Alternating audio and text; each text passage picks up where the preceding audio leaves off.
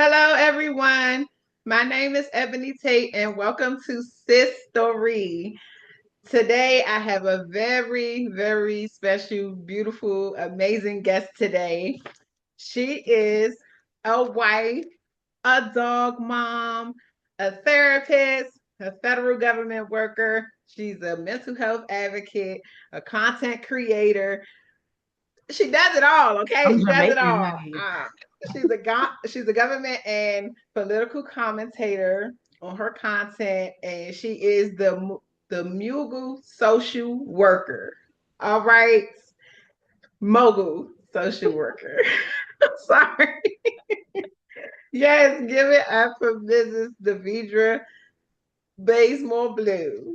Thank you so much for having Yay! me. Thank you. Thank I am you. glad to be here. Yes, I'm glad to have Supporting. you. Thank you so much for being here. I truly appreciate you. From the day that I've met you, you've always been a mentor to me, always giving me advice, always telling me how to just, maneuver and navigate through life. And I really do appreciate you for that. And this is why I want to interview you for Sis Story. I want to know, how are you making Sis Story in your personal life and all the things. So I am ready to interview you. Okay, ma'am. Well, drop it on me. Yes. Oh, please share a little bit more about what you do and let people know where they can follow you and whatever services that you provide for the people. Let us know. Give us all the details. Okay. So, when you say that, it's like, ooh, all the things that I do. So, yes, my name is Davidra Bazemore-Blue. I am known online as the Mogul Social Worker. The Mogul Social Worker is a play on a master social worker, like that's our degree, the MSW, and so that's where the name came from. As you said, I am a federal employee, so shout out to all my feds out there because we be in the struggle. And I have a group practice that provides therapy services. It's called True Blue Behavioral Health. I also do workplace accommodation advocacy, EEOC, discrimination advocacy for employees. So we kind of do a lot of things hand in hand with like trauma treatment, couples therapy, to reasonable accommodation requests. Just trying to be a wealth of, access and resource to the community. We are located in Maryland and DC in terms of our offices, but we do provide services, specifically our workplace services, to people all over the US. Okay, And I'm the that's mogul social that's worker on Instagram. I'm the mogul social worker on Facebook, on TikTok. TikTok is where everybody is. I don't know how you go viral on Instagram no more. That's for the celebrities. of course. And I'm so glad that you are here. Yes, please follow her on all social media platforms. All right. And please follow me on social media as well. I have a women's Yes. community called SIS. It's SIS_royalty. It means suffering in silence. And it's basically a safe space where women can speak out about women's issues with, self love, self care, mental health. We talk about all the things, and it's catered to my women. So if you would like to follow me on that, it's SIS_royalty. And I also have a mental health brand called Mastering Me. So follow me on Instagram as well, Mastering Me brand. Everything is lowercase. And yes, let's begin with the Let's first get it. Let's chop it up. question. Yes. Okay, so when did you discover your passion for helping others? Girl at elementary school. Yes, early. Okay. Elementary school. I mean, like I was still me and trying to be bubbly, happy, and free, trying to make friends with all the people. And I was just that kid that was like, if somebody was getting bullied, your girl is here. So yeah, my helping gene was on the playground, in the school streets. Like you're not gonna bully my friend. I had my very first best friend in elementary school. She was heavier. Like she, was heavier than what you would say the average. kid in our class was. And you know how people are, they try to pick on the kids are cruel. Yeah. And I was like, baby, I'm willing, I can meet you where you are. So my first advocacy was, but after that, after I grew a little bit, I just realized like I kind of just had these innate skills of just communing with people, really being able to hear people, really being able to see people beyond maybe what they were actually saying out loud. And that became really obvious to me. And so it was just something that I wanted to nurture in myself, and it just kind of evolved into me nurturing in my relationships with other people. And I've been a social worker. Yes, and you've always, to me, I always looked at you as like a leader. You so bold and fiery, and you say whatever is on your mind, and it doesn't matter how anybody else feel about it, and you For look, good or you for do it bad. with so much grace, and you don't feel guilty about it. Like you stand on business with whatever you do and whatever you say. It's not And business though, it's just truth. yeah, It ain't even about standing on business. It's just truth. Like I'm not trying to mislead anybody or lie to anybody about anything, and I don't want it done to me. And so I'm never saying anything to be hurtful or cruel. It's just if it's the truth and it needs to be said. yeah, it needs to be said. The truth always needs to be said. And I know the truth can hurt, but it sets you It don't free. always need to be said. Oh. Sometimes the truth, you don't have to tell a lie, but sometimes you can just be quiet. That is true. I can see Mhm. that. I can definitely see that. When it comes to your life, what does your sistery legacy means to you?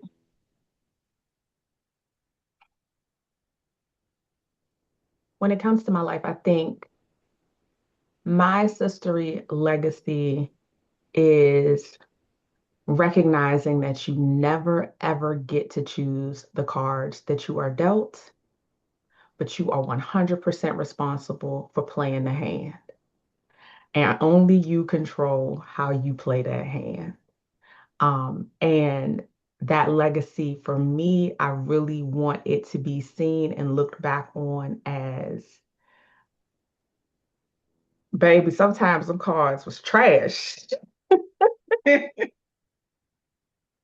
but I kept a smile on my face, and not because I was faking, but because I always believed that it could be better. I always believed it could be better. I always believed I could make it better. I always believed that there was someone out there who God put out there just for me so that it would be better. Like, I just, that's my sistery, like that. I just believe you keep on going. You keep on going. Absolutely. Keep going and keep glowing.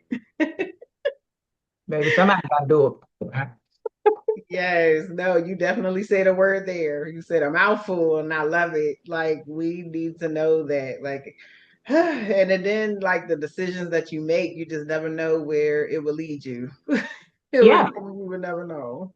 yeah. And they're not always gonna be the right choices, right? There are gonna be a whole lot of mistakes in there. And that does not mean that there is not another pathway for you, that there's not another exit ramp for you. Like, Yes, you gotta stay in the game.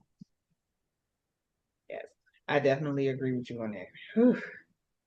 My next question is, in all the spaces that you show up in, with all the hats that you wear and everything, what moments bring you the greatest sense of joy? When I'm with my family, like when I'm with my family, any subsection of my family, it's like, what the Bible say, wherever two or more gathered. Um, I am my greatest joyful self on the inside when I'm with my family. Because, and I'm talking husband, stepson, parents, siblings, cousins, aunties, uncles. Like, if it's two or more of us together, I am at so much peace. Because it's not perfect, but the love is perfect. Like, it's just 100% genuine and authentic. And I know that these people love me. Like, I know that they got my back and I got theirs. And whether we laughing, looking at something on TV, like, it's just, um, there's nothing better outside of that for me. Hey. Are there any moments of joy that you feel when it comes to like the workplace, you as an entrepreneur, helping others? Um, Girl, you know what's joyful? Not being completely out of business, yeah, still I having get a it. business.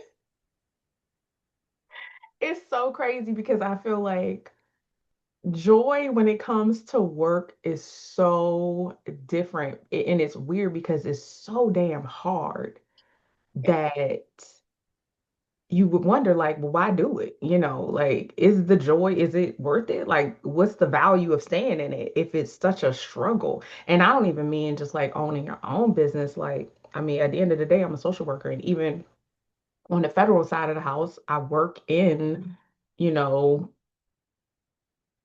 crisis services like emergency needs services, abuse and domestic violence, and families with special needs, kids. And, I'm in a field where you're present when things are not going well, when somebody suicided, when somebody just died, or, so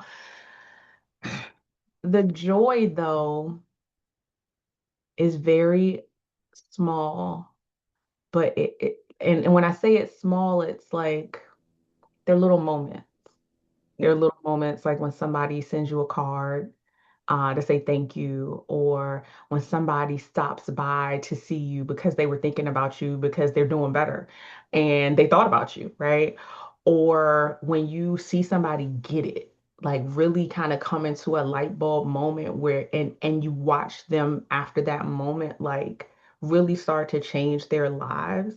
Um, I have a client right now that I first met in 2020 during a pandemic, and this client couldn't hold on to a job. The mental illness that they have is called borderline personality disorder, and they really struggled with feeling safe, being paranoid, like not having any relationships, not really being in a relationship with any of their family, being very isolated. To now see that person who stepped away from treatment for maybe a year and a half or so and come back, um, and has been with me now for the last 2 years, and now gainfully employed, just got a promotion on Friday, this past Friday, like is about to move across country, um, thriving, and we're wrapping our relationship up. And it's been 6 years, right? But why it's like, so there are different moments, they all look different, but it's so much value and joy in seeing people step into the next best version of themselves or the next safest place in their life. Like, the joy just looks differently. That's very true. And with work, it's just so hard to look at the good parts when work could be strenuous or annoying or just just off sometimes. But yeah, I definitely get that. Helping others give me a sense of joy and fulfillment as well. And just to see the progression of a person's life from throughout time Yep. and just feeling that feeling of just making a difference in a person's life. That's a beautiful feeling. Yeah, it really is a blessing to be able to have someone trust you to be invited to that party, like to see them, to help them and watch them actually live their life and grow. It really is. Um, so my next question for you is, what guidance or advice would you give to the federal government employees as they navigate the challenges of a partial government shutdown? Oh, okay. I don't know where I thought that question. No, like, I know where I thought that question was going, but it went somewhere different than what I actually thought you were going. Okay, you're talking about specifically the government shutdown. So for those who are watching this who may not know, because you're really not hearing a lot about it on the news in terms of the government being shut down, we are right now doing this interview on March 22nd, 2026. And there is a partial government shutdown. The only agency that is being impacted by this shutdown is the Department of Homeland Security. And so that includes ICE, CBP, Border Patrol. It includes Immigration Services, TSA, United States Coast Guard. So what would I say to them? I mean, it's a difficult thing because I think that what I know in my work uh, in the federal government is I know how many federal employees are really, really living check to check because I know how many of them are asking for emergency assistance loans and who are struggling financially just because of the department that I'm in. And so it's difficult to tell people to hold on to their jobs when you see them needing to work, but maybe not being able to because even though it's a shutdown, they are what's considered accepted, and so they have to be at work every day, like your, TSA employees, like your air traffic controllers.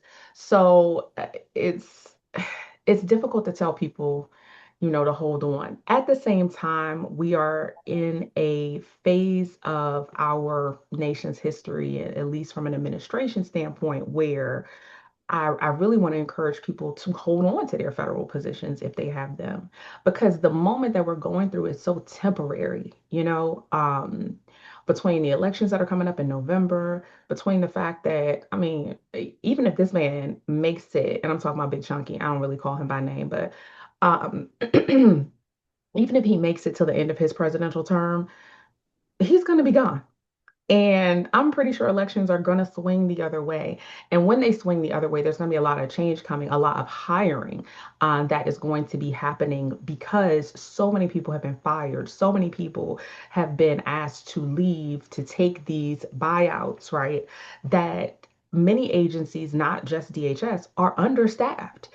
They actually don't have the employees that they need to get much of the nation's work done. So I'm really just hopeful that people are able to hold on the best way that they can using community-based resources when they need to, benefiting from food pantries, contacting their state to find out if their state offer any services, emergency services specifically for federal employees. I know that if you live in Maryland, DC, or Virginia, they actually have legislation in place to protect people from a housing standpoint when it comes to evictions, when there are shutdowns, because so many of the government's employees live in these areas. So there are resources out there for people at different rates and in different states and in different ways, and they're not equal. Unfortunately, that doesn't even go to all of the contractors who work for the federal government, who then are not lumped into those groups and don't get the same benefits or services. So you got to stay where you can stay for as long as you can stay. But if you need to leave and find other employment, do that.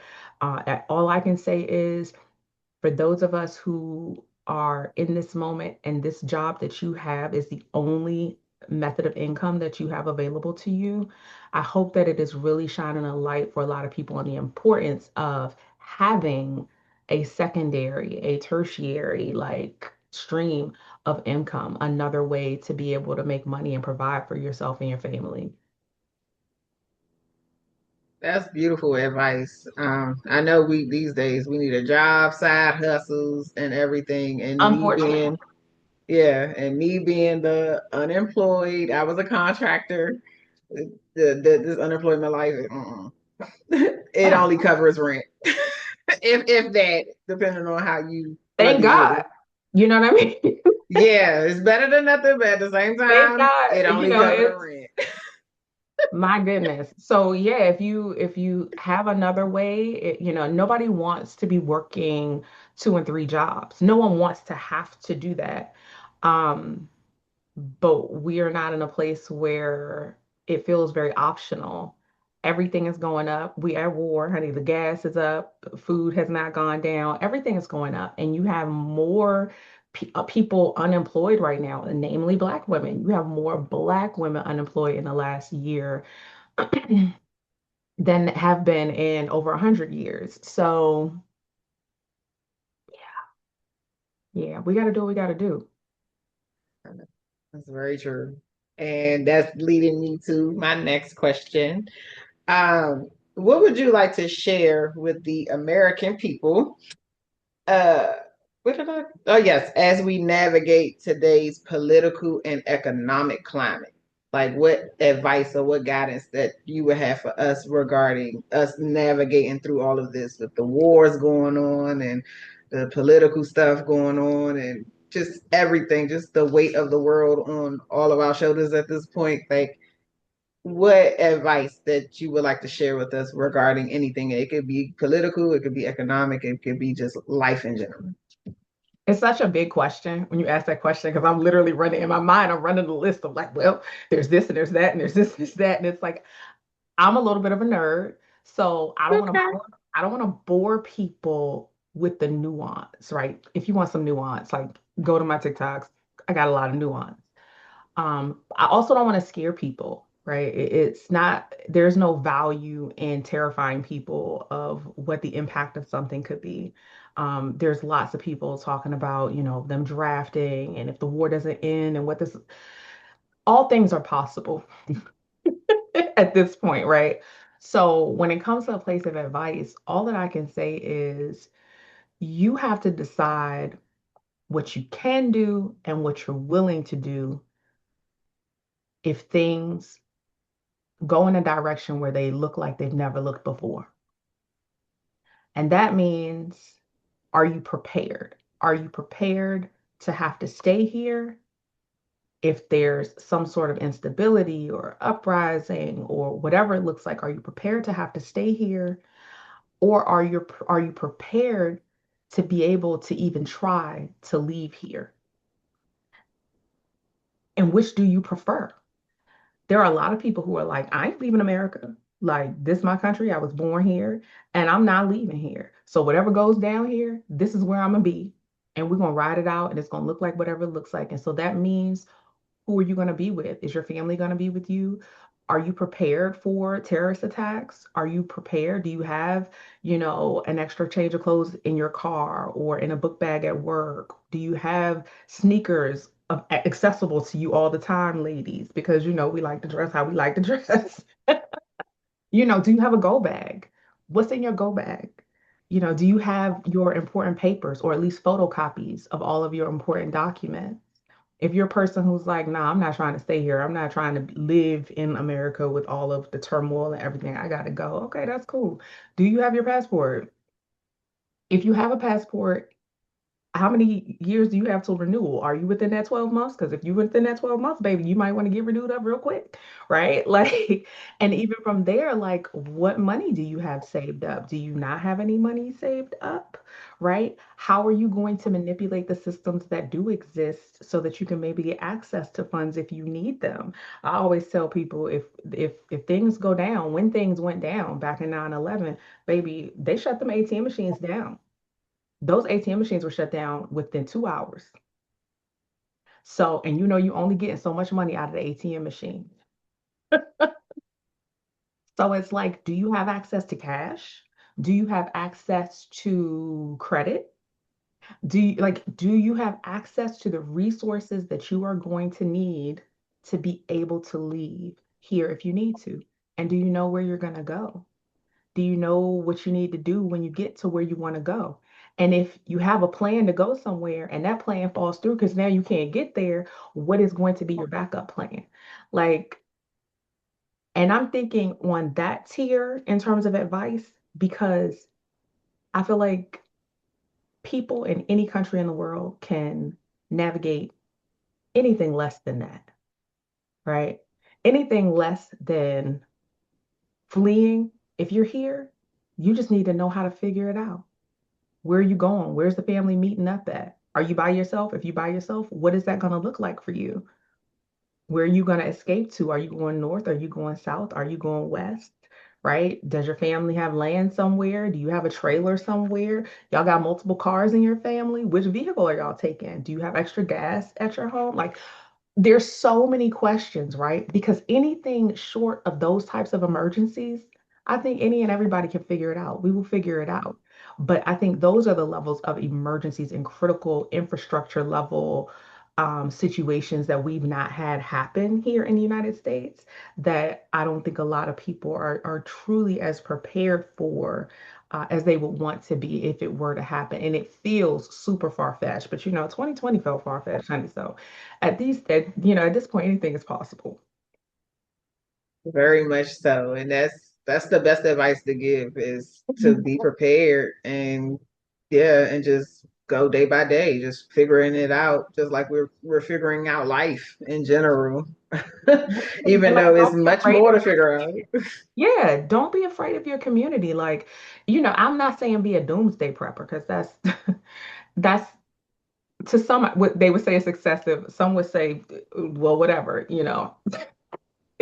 But have a community that you can depend on, where you all have a plan together because sometimes there's safety in numbers, sometimes there's not. But you kind of got it. You don't know how the emergency situation is going to come. So you have to be able to be prepared either way and look at your circumstances when it does come. Absolutely. I definitely agree with you on that. What advice would you give to women who are still finding their voice, healing, or stepping into their purpose?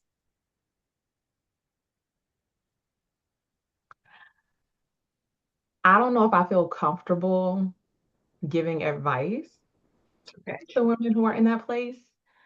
Um, because I feel like we're all perpetually in that place. Oh, I agree. I feel like we are all perpetually in that place. Um, what I will say is that what I wish I had known or had done differently in my younger days of being in that place, I wish that I had made decisions based on my dreams instead of my fears. Oh, that's a Like, good one. That hit home. I genuinely feel like I delayed, and let me say this. Whether the delay ended up being good for me or not is slightly irrelevant, right? Because I have no idea what the outcomes would have been had I made decisions based on my dreams and what I desired, as opposed to allowing my fears to say, I know you want this, and I know you can do this, and this is for you, but girl, how you gonna pay for it? How you gonna just all the questions that what happens if you don't do as good or if you fail, and so just all these different fears that got in the way, and whether those fears are about love or intellect or capacity, or whether you're going to have the support or whatever the fears may be, right? There's all types of insecurities that can come up for people. It's They're so momentary. It doesn't feel like it in the moment, but when you're looking at it from a hindsight perspective, it's like, wow, I didn't know enough about certain things to know that there would have been a solution around the next corner, but I was too afraid to risk it. So that's what I wish I had done differently. That is amazing advice. Like I always think about how much I lived in fear for so long to do the things that I really am passionate about, the things that I have the desire to do. And then, I've had those moments with you where I felt like I was stuck. I felt stagnant, or I felt like I wasn't doing what I really wanted to do. But even in today's climate, I think I would still have to do some things that I may not want to do in order to, you know, Yeah. get to the next step or pay my Yeah. bills or do whatever. So, That's why I say I feel like we're all perpetually learning this lesson, but at different levels. And that's why I say when I was at the level I was in my 20s, like that level of fear, everything was new. I was a new adult. I didn't even know how to really be an adult yet. I'm just figuring this thing out as I go along, right? But just like as when you're in your 30s and you're trying to figure like where you thought you would be versus where you actually are, and trying to figure out how do I get to the next level. There's fears associated with that because there's risk associated with it. And for every delayed action that you make, that you have because of fear, it's just the same challenging, bravery, courageous based decision that you're going to have to make later if you're going to get to that desired goal, right? It's like the decision is going to have to come. Like you're going to have to make that risk at some point in time. And I realized today that it's a lot easier to take that risk when you're younger um than when you're older, but it's not a reason to not take it when you're older. It's like you're just delaying it. Either you're going to delay that goal or you're never going to reach that goal. I definitely agree with you there. And they always say, without risk, there's no reward. Um, I believe that is true. Yeah, to a degree, yeah. With many things there's always a risk, even if the risk is just vulnerability, you know. My last question before we leave. If you could define your sis story currently in one word or sentence, what would it be? Can you say that one more time? Yes. If you could define your sis story currently in one word or sentence, what would it be?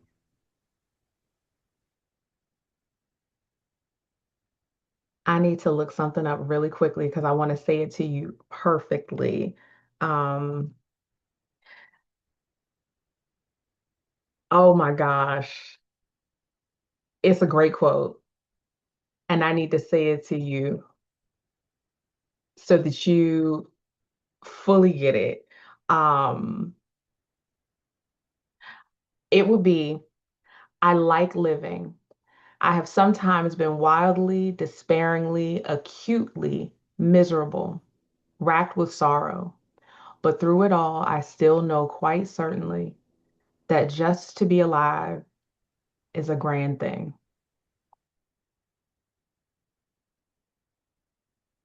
That's it. I had to sit with that. That's okay. I'm glad that you can, have us sit here and let that marinate because you said something very powerful. That is an Agatha Christie quote um, from her 1977 autobiography. And I read it somewhere, and I was like, wow, it stuck with me. And this was over 20 years ago. It just stuck with me because I think it's such a true statement for people who have endured. Yeah. It's a powerful statement. And we can overcome anything, you know. Yeah. Yeah. All in due time, Mhm. everything will come together the way that it's supposed to be. Thank Preach. you.